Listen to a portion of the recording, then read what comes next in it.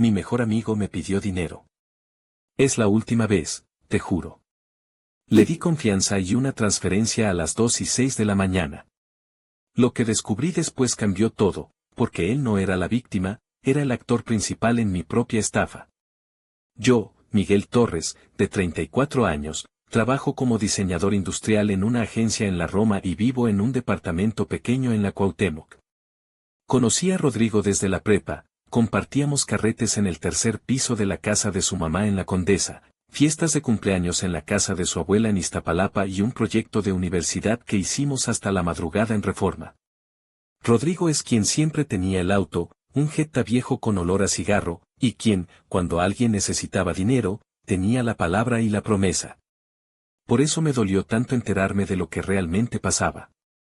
Todo empezó un martes a las 1:18 de la mañana, cuando recibí un mensaje long form en WhatsApp: Miguel, bro, necesito 95,000 pesos. Es un saldo para resolver una cosa del negocio. ¿Me lo prestas? Te devuelvo a la quincena, en efectivo o transferencia. El mensaje venía con 3 fotos. La primera mostraba la fachada de lo que él decía era una bodega en Tlalnepantla. La segunda, un documento con el logo de una empresa que no reconocí. La tercera, un ticket de pago de un notario por 2,500 pesos. Respondí al minuto: ¿de verdad? ¿Para qué negocio? ¿Puedes explicarme? A las 1:24 de la mañana me respondió: es la pantalla. Me metí en preventa de unas partes electrónicas para un cliente grande, pero se atrasaron con el envío y sin ese pago no me liberan la mercancía. Me queman con aduanas. Si no pago ahora, pierdo 200,000 y me quedo con deudas. Te lo juro, primera te devuelvo. A esas horas, en mi cama, con la laptop cerrada y el reloj marcando 1:27, pensé en todas las veces que él me había cubierto: la vez del depósito para la mudanza de mi primera novia, las cervezas en el after, la vez que me pagó un viaje a Monterrey porque mi tarjeta se negó justo antes del vuelo. Fue automático, respondí: ok. Pásame folio, cuenta y cuánto para transferir. Él envió una captura del chat con un tipo llamado César, logística y un número de cuenta, Banco Azteca, a nombre de R. del Valle. También adjuntó una nota escrita a mano: 95,000, entrega 15/05. Era claro, conciso y urgente. A las 2:06 de la mañana hice la transferencia con la app de BBVA, 95,000 pesos mexicanos a la cuenta dada. En la nota de la operación marqué préstamo URG Rodrigo. Recuerdo el sonido de la confirmación, el pitido metálico del teléfono, y sentirme bien por hacer algo por un amigo. Al día siguiente, Rodrigo me llamó a las 9:03. Bro, 1000 gracias. Te debo la vida, dijo. Sonaba cansado, pero aliviado. Me mandó fotos de unas cajas en un almacén con etiqueta paquete 42, prometió pagarme la semana que entra. Y luego la primera grieta: a las 18:47 ese mismo día, Nuria, mi hermana menor, me mandó un screenshot de un mensaje de un grupo de excompañeros de la prepa. Alguien preguntaba cómo Rodrigo sigue pidiendo dinero a la gente, y había un hilo con historias: me dejó debiendo 5,000, me tuvo 6 meses con pendientes, me vendió refacciones defectuosas. En ese momento, hice lo que muchos haríamos: ignoré la alarma y le pedí a Nuria que me dejara revisar. Confiaba.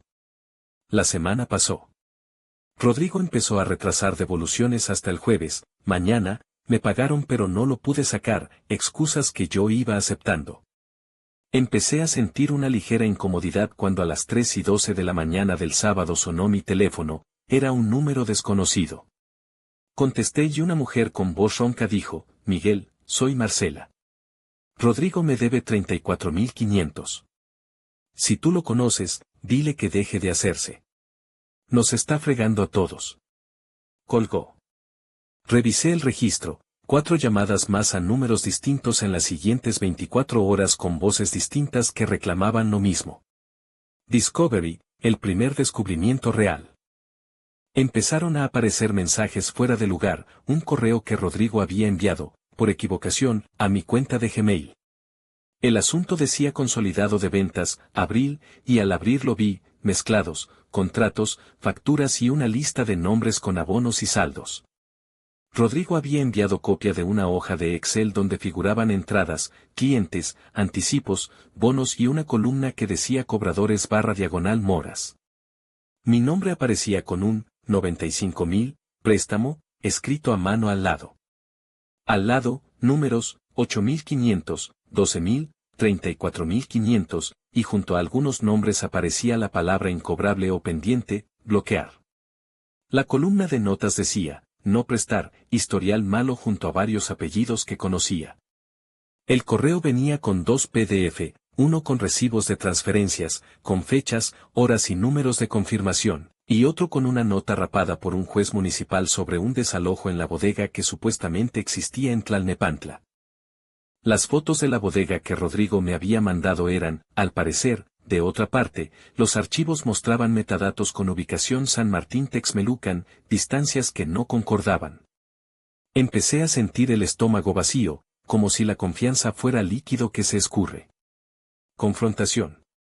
Yo lo enfrenté en persona el jueves siguiente a las 19 en el Café La Compasión en la Roma. Lo vi entrar, chaqueta denim, un reloj plateado que ahora caía mal, su barba recién arreglada. Me senté con las capturas impresas, el correo, la lista y el PDF. Abrí mi carpeta, los puse sobre la mesa y esperé que las manos de Rodrigo buscaran una excusa feliz. Rodrigo, dije, esta hoja. ¿Qué es? ¿Por qué la palabra, incobrable, aparece junto a los nombres de todos los que supuestamente te prestaron? Se puso serio. Miró la hoja como quien mira una falla en un guión. Miguel, no es lo que parece. Esa hoja es un consolidado interno, no es para ti. Es información vieja. Son clientes que nos deben, no gente que yo haya estafado. Entonces explica por qué Marcela me llamó anoche exigiendo plata, por qué hay correos que se fueron por error a mi inbox, por qué la bodega no existe en Tlalnepantla y por qué le pediste a César una cuenta en Banco Azteca. Rodrigo respiró profundo. Me están cediendo cuentas por adelantado, dijo. Hay mucha gente que se quiere aprovechar, hace falta capital puente. Yo nunca te haría. Se quedó en eso.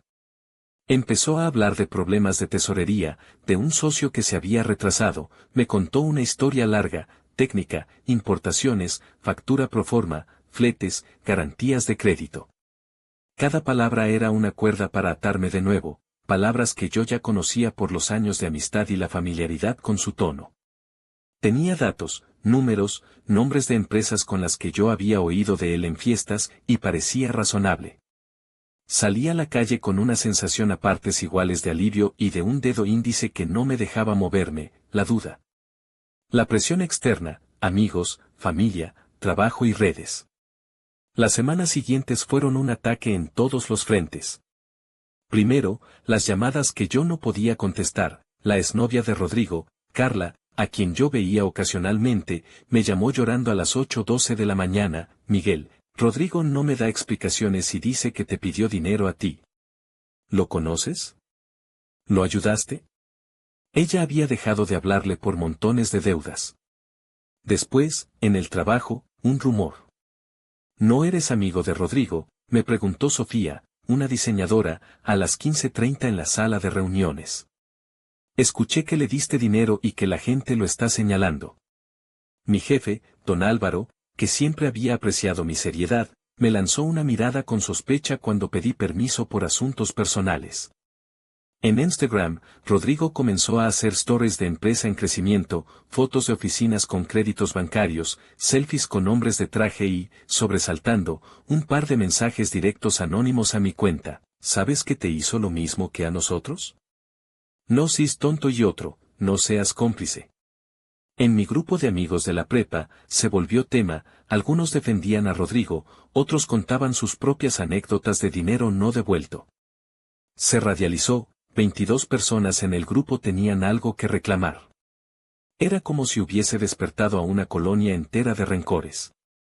Sentía un doble asalto, por un lado la rabia de los afectados que ahora me miraban como socio o cómplice, por otro, la culpa por haber confiado y haber facilitado 95,000 pesos. Mis padres se enteraron por una llamada de mi madre a las 23:16, Miguel, no me metas en líos, y su pregunta, la que más dolió, fue, ¿por qué le diste tanto dinero si no estaba seguro? Yo no tenía una respuesta más convincente que porque confié. El primer gran giro, cuentas y un patrón que no veía. Empecé a cavar por mi cuenta.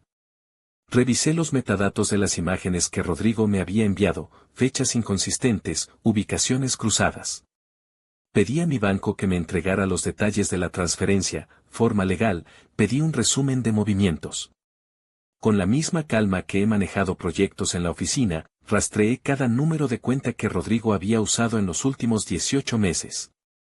Encontré 3 casas de empeño donde figuraba su nombre, 2 demandas pequeñas por incumplimiento en tribunal cívico, una queja en una página de consumo que hablaba de empresa fantasma y otra, más contundente, en la página de un foro local donde una mujer llamada Marta-C narraba el mismo patrón, promesas, fotos de bodegas, cartas con logos, contratos, y luego silencio. Pero lo que me reventó fue cuando llamé al número que me había dado César, logística. Contestó un hombre llamado César a las 11:02 de la mañana y me dijo, ¿Rodrigo? Ah, no es empleado mío. No conoce mi empresa. Está usando mi nombre. Me contó que en marzo había encontrado un depósito, 10,000 pesos, que provenía de Rodrigo y que su contadora le dijo que era dinero sucio o mal documentado. Me dio el nombre de otros 2 a quienes Rodrigo había pedido dinero. Uno de ellos había denunciado un fraude ante su sindicato. Entonces, un hilo de terror, Rodrigo no pedía dinero porque nadie más le prestaba, sino porque la red siempre se cerraba. Él se había quedado solo y usaba nombres para armar una fábula de urgencia. ¿Pero por qué me había pedido a mí? Porque yo era el comodín, yo rogaba por él, siempre lo cubría, tenía empatía. No lloré en ese momento, me puse muy frío. Empecé a recopilar mensajes de WhatsApp, transferencias, correos, screenshots, números y fechas. Hice una carpeta con evidencias-Rodrigo-Torres. Fue el primer acto de venganza, ordenar. La escalada de manipulación, gaslighting y teatro. Cuando mis pruebas empezaron a tomar forma, Rodrigo cambió la estrategia. Antes me hablaba con la voz de un amigo arruinado, ahora alternaba entre el teatrillo del buen arrepentimiento y la agresión velada. Una noche, a las 2:35 de la mañana, me mandó una nota de voz de 3:17 minutos con llanto sutil, voz entrecortada, Miguel, no entiendo ¿por qué tú me haces esto? Pensé que eras diferente. Si me haces esto me estás hundiendo. ¿Qué contarán los demás? Era gaslighting puro, me hacía sentir culpable por dudar. Cuando le pedí claridad, me devolvía un no te entiendo y un eres mi amigo, no te importo, que desgastaban. A la vez, hablaba mal de mí con otras personas, a Carla le dijo que yo le había puesto en aprietos, mientras que a otros les mostraba una versión donde yo era el obstáculo. Había algo más, una serie de mensajes que Rodrigo me enviaba a las 1 de la mañana o 3 de la mañana, siempre urgentes, siempre con fotos y promesas. Lo llamó estrés del emprendimiento, problema del flujo de caja, un mal día. Yo, que no soy rico pero tengo ahorros, había ido dando poco a poco, 20,000, 15,000, 60,000, la gran suma. No registré un patrón hasta que lo vi, cada vez que él necesitaba pagar una deuda grande, aparecía alguien más que le reclamaba. Él se movía como un pulpo, si una pata quedaba expuesta, arrancaba otra. El giro que recontextualiza, descubrimiento de la verdad completa. El verdadero giro ocurrió 2 meses después, un jueves a las 10:12 de la mañana recibí un mensaje de un número desconocido, Miguel, me llamo Esteban. Soy auditor en la Dependencia de Regulación Comercial. Estamos investigando a una red de facturación apócrifa. Una de las cuentas que aparece es de R. Dao Valle, y la tenemos asociada a una trama de 6 personas que han estado sacando anticipos. ¿Puedes venir mañana con tu documento? Podríamos usar tu testimonio. El estómago se me hizo un nudo. ¿Por qué me buscaban? Fui a la cita. Me dieron un expediente con copias de facturas, contratos y un hilo de transferencias. Resultado, Rodrigo no solo pedía dinero prestado, lo canalizaba a través de facturas falsas de proveedores que eran empresas pantalla. Con ese dinero pagaba a otros prestamistas, consumía servicios personales y, Al mismo tiempo, pagaba una fachada de bodega para convencer a la siguiente víctima. La red era más amplia, había coworkings, una agencia de logística que vendía servicios fantasma y oficinas virtuales en la misma dirección de varios contratantes. Había facturas por 380,000 pesos con conceptos vacíos, servicios de logística, anticipos. Y una persona, clave, la esposa de Rodrigo, que figuraba en varias listas como gestora o contacto, pero que llevaba meses dividiendo su vida entre la casa y viajes. El expediente mostraba también que, cuando alguien comenzaba a sospechar, Rodrigo cambiaba de técnica, denunciaba públicamente por redes sociales supuestos abusos laborales de contrapartes, iniciaba demandas que actuaban como cortina de humo y conseguía que los clamores se dispersaran. Era un patrón, crear ruido para esconder los desvíos. Venganza y acción final, como organicé la devolución y la caída. No quería que alguien más pasara por lo que yo pasé, y tampoco quería que la historia quedara en una nota de café. Tenía pruebas, transferencias, capturas, testimonios. Me sentía traicionado, sí, pero no buscaba destruirlo por destruir, buscaba que las víctimas recuperaran su dinero y que Rodrigo enfrentara consecuencias reales. Mi venganza fue, en primer lugar, legal y después, humano-emocional. 1. Documentar y agrupar. A las 11 de la mañana del sábado hice una carpeta en la nube con 152 archivos, capturas, correos, fotos de recibos, hojas de cálculo. Llamé a las personas que tenía en mi lista, Carla, Marcela, Esteban, el auditor, y a 5 más que me habían contactado. Organizamos una reunión en la cafetería donde suelo trabajar, a las 17. Éramos 16, algunos afectados, otros que solo querían corroborar. Todos trajeron pruebas. Al revisar las fechas y los números, descubrimos que la suma total que pasaba por las cuentas de Rodrigo en 11 meses alcanzaba 1.280.000 pesos mexicanos. 2. Denuncia formal. Con el apoyo de Esteban, presentamos una denuncia en la Fiscalía Fiscal por delitos patrimoniales y fraude. A las 9:30 de la mañana, un oficial registró la denuncia.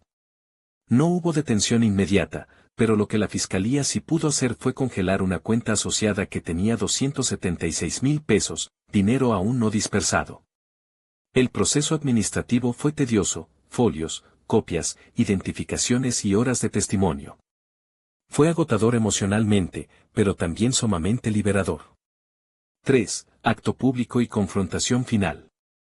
Rodrigo supo de la denuncia. El viernes posterior, a las 19:15, me llamó desde un teléfono que no reconocía: Miguel, quítate de mí. Vas a dejarme sin nada. ¿Qué quieres? ¿Que me maten? Su tono era claramente amenazante.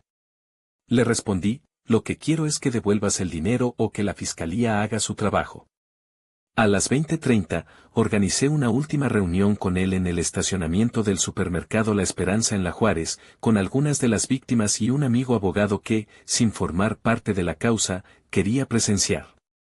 Rodrigo llegó con la misma chaqueta, pero sin reloj, con una expresión entre furia y desesperación. Le dije en voz alta: mira estas transferencias. Le mostré en mi teléfono la carpeta con las 152 pruebas. Él, en un primer momento, negó: eso no es yo. Luego suavizó: Miguel, compadre, tratemos esto con calma. Luego subió el tono: si me haces esto, me haces daño personal. Yo no me moví. Al ver que éramos 10 testigos, con algunos registrados en el expediente, cometió un acto que me dejó helado, sacó su celular y, mirando a la cámara, dijo en voz alta: si siguen así, voy a publicar que Miguel me estafó. Tiene prueba falsa. Fue un intento de voltear la mirada, de invertir la culpa. Sin perder la calma, mi amigo abogado le describió las opciones legales que enfrentaría: embargo de bienes, congelamiento de cuentas, órdenes de aprehensión por fraude. Le ofreció una vía si quería reparar el daño: devuelve la plata y llegamos a un convenio. Si no, seguiremos el proceso hasta su término. Rodrigo se quedó mudo. Por primera vez lo vi rendido. 4. Un trueque emocional y la devolución parcial. Al final, Rodrigo, acorralado, Accedió a devolver 350,000 pesos en parcialidades, 150,000 al mes por 2 meses y 50,000 en efectivo ese mismo día. Acordamos un acta, él firmó ante mi abogado y 3 testigos una promesa de pago con fechas y cuentapartes. De inmediato se hizo la primera transferencia de 50,000 y lo vi vacío, sin máscaras. No fue una venganza de espectáculo, pero sí una acción planificada, recuperación y desmantelamiento del sistema de impunidad que había construido. Lo irónico es que al ver que la fiscalía y la presión social actuaban, Rodrigo empezó a desmoronarse, perdió empleos con los que se mantenía, su pareja lo dejó, supongo que el peso público la alcanzó, y algunos de sus socios se distanciaron. A fines de mes, la cuenta congelada retuvo los 276,000 y, combinados con las devoluciones, muchos afectados recuperaron un porcentaje de lo que se les debía. No todos. Algunos perdieron ahorros y su confianza. Actualización 1. Consecuencias visibles. 3 meses después, Rodrigo estaba en una sala de audiencias, cara muy pálida. La fiscalía tenía un caso sólido gracias a la documentación que nosotros habíamos entregado, contratos apócrifos, transferencias, testimonios. Lo que a nosotros nos había tomado semanas de organización, a ellos les costó meses de trámite, pero el resultado fue una audiencia donde Rodrigo quedó sujeto a proceso por fraude y por lo que la fiscalía llamó delitos contra el patrimonio mediante simulación. No se habló de prisión inmediata porque hay condiciones, peritajes, y porque no era un hurto flagrante, pero la orden de restricción y el embargo parcial estaban en marcha. El impacto para mí fue doble, por un lado, la sensación de haber hecho algo correcto, por el otro, el desgaste. Empecé a sufrir ataques de ansiedad, a veces despertar con el teléfono pidiendo pagos, otros con el recuerdo de su cara. Además, amigos que habían sido neutrales ahora me miraban con recelo. ¿Y si fue una mala decisión?, me preguntaron algunos. La respuesta era, sí, fue una mala decisión, pero no soy el único responsable. Actualización 2. Las consecuencias humanas. Lo que no preví fue el efecto en la pareja de Rodrigo, en su familia. Un día, a las 14, recibí una llamada de la madre de Rodrigo. Miguel, dijo con voz rota, mi hijo es un chico con problemas. ¿Por qué lo tratas así? ¿Qué quieres de él? Tenía ganas de gritarle que yo quería mis 95,000 de regreso, que quería que muchas personas recuperaran lo que perdieron, pero en vez de eso expliqué el proceso legal y le dije que yo no buscaba destruir a nadie, que buscaba justicia. Ella lloró en el teléfono. Fue incómodo, humano y me hizo pensar. También hubo repercusiones laborales para mí. La agencia para la que trabajo se enteró de la causa y me pidieron que firmara acuerdos para que mi vida personal no afectara al trabajo. Estamos con la ley, me dijo mi jefe. Fue un acto que me hizo sentir vigilado, pero entendible. Reflexión final sobria. A veces la confianza es un riesgo que vale la pena porque sin ella la amistad se vuelve un contrato sin calor. Otras veces, esa confianza es explotada y exige una reparación. No voy a decir que me siento orgulloso de haber sido engañado, me siento cabreado y también más precavido. La línea entre ayudar y ser cómplice es más delgada de lo que uno piensa, cuando se usa la pena, la manipulación y el teatro para mantenerte en la orilla de su naufragio. La responsabilidad del amigo se convierte en el combustible de su mentira. Hoy Rodrigo está sujeto a proceso. Algunas personas recuperaron parte de su dinero, otros no. Algunas relaciones se rompieron. Yo aprendí a documentar, a no donar la palabra sin pruebas y a entender que a veces la lealtad exige más que un te creo, exige verificar. No busco aplausos ni martirios, busco que quienes sufrieron tengan algo de reparación y que las redes que se alimentan de la buena fe reciban, cuando menos, luz y consecuencias. Actualización final, una nota personal. Hace 2 semanas me crucé con Rodrigo en un pasillo del tribunal. Nos miramos y no hubo palabras. Tenía el mismo jeta, pero sin olor a cigarro. Me acerqué y le dije simplemente, no era lo que pensaba. Hubo demasiadas personas heridas. Él bajó la mirada y asintió. No hubo disculpa grande, no hubo lágrimas televisadas. Fue un asentimiento pequeño, humano, y tal vez sincero. Mientras caminaba de regreso a mi coche pensé en todas las veces que pensé que la palabra amigo implicaba algo incondicional. A veces implica cortes, remedios y reconstrucción. No puse esta historia para enseñarte cómo detectar a un estafador, esa es una lección técnica, sino para advertir que cuando alguien que conoces bien te pide una cantidad grande, que revise lo que está pidiendo, cómo lo pide y por qué la gente a su alrededor está en silencio. No siempre hay una última vez. A veces hay patrones que se alimentan de compasión y de costumbre. Mi venganza no fue glamour, fue organización, testigos y la ley. Fue devolver lo que pude y evitar que siguiera ocurriendo donde yo podía hacer algo. No busco héroes. Solo pido precaución, y que si alguna vez te encuentras en mi lugar, guardes pruebas. ¿Qué hubiera pasado si, en vez de creer, hubiera pedido primero una factura legal? No lo sé. Lo acabo de aprender, las promesas en la madrugada suenan bien hasta que se convierten en pruebas en una carpeta judicial. Y cuando eso pasa, lo que creías amigo puede convertirse en la persona que te enseñó, a golpes, a no regalar tu confianza sin registro.